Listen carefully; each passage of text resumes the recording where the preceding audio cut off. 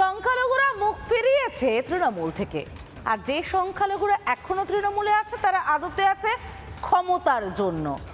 ওই ক্ষমতায় থাকলেই তো নানান সুযোগ সুবিধা শাসক দলে সেরকমই, এবং সেই কারণে ক্ষমতার লড়াইটা লড়ে নিতে আর তারা মানুষের উপর ভরসা রাখেন না, রাখেন পেশির জোরের ওপর। শওকত মোল্লা বিরোধী আইএসএফকে হুমকি দিচ্ছে খালে ফেলে দেব। উন্নয়নের কথা এদের মুখে নেই, কাকে মারা হবে, কাকে খালে ফেলা হবে, এসবই হাতিয়ার ভোটে জেতার জন্য। ওই বাবুরঘাটার পচা খালে ফেলে দেওয়ার ব্যবস্থা তৃণমূল কংগ্রেসের করতে হবে, তবেই আমাদের সেই মানসিকতা নিয়ে আমরা এগোবো। ঝাঁটা দিয়ে তাদেরকে বিদায় করবেন।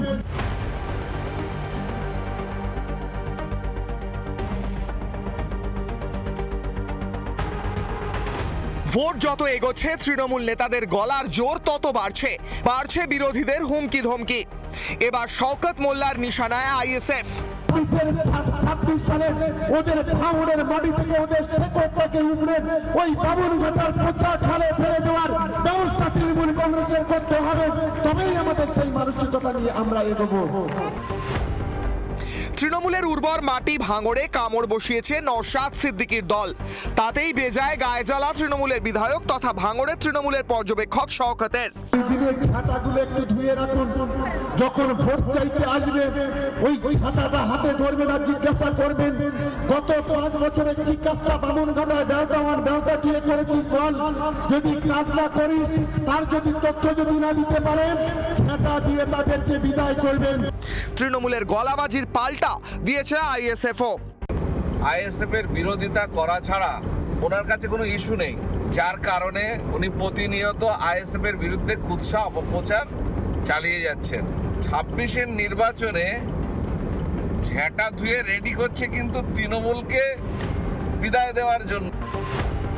ভোট যত এগিয়ে আসে ততই বাড়ে তৃণমূলের ধমক চমক। এটা তৃণমূলের পুরনো খেলা, গলার জোরে কবজির জোরে বিরোধীদের কাবু করার ছক। ভাঙড়ে আইএসএফ এবং তৃণমূলের সংঘর্ষে উত্তপ্ত হয়ে উঠেছে, সেই সময় কিন্তু এই শওকত মোল্লার নাম উঠে এসেছে এবং সেই জায়গা থেকেই 2026 বিধানসভা নির্বাচনের আগে ভাঙড়ে কিন্তু হুমকি এবং পাল্টা তার প্রতিক্রিয়া এর চাপানোতর কিন্তু শুরু হয়েছে। যারা এই ভোটার তালিকায় জল ঢোকাবার চেষ্টা করবে তাদের হাঁটুতে জল জমিয়ে দেওয়ার কাজ তৃণমূলের কর্মীদের করতে হবে। কোনো তৃণমূল কংগ্রেসের কর্মীদের গায়ে যদি হাত পড়ে, আঙুল যদি তোলা হয়, আঙুলটাকে কিন্তু মুছড়ে ফিরিয়ে দেব।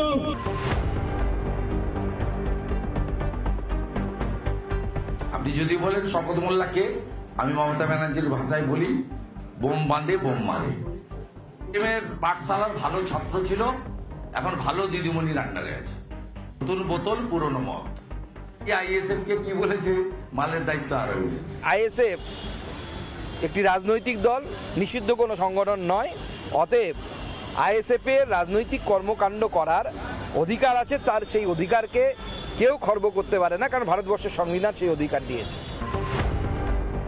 এসআইআর এ তৃণমূলের ভোট ব্যাংকে ধস। আইএসএফ মিমের জন্য হাতছাড়া হতে পারে সংখ্যালঘু ভোট।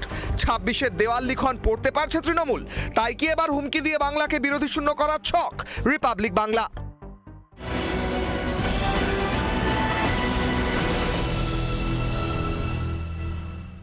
নানা ধরনের কন্টেন্ট দেখার জন্য লাইক করুন, শেয়ার করুন আমাদের ফেসবুক পেজ, সাবস্ক্রাইব করুন আমাদের ইউটিউব চ্যানেল। পাশাপাশি অন্যান্য ব্রেকিং নিউজের জন্য অবশ্যই চোখ রাখুন রিপাবলিক বাংলায়।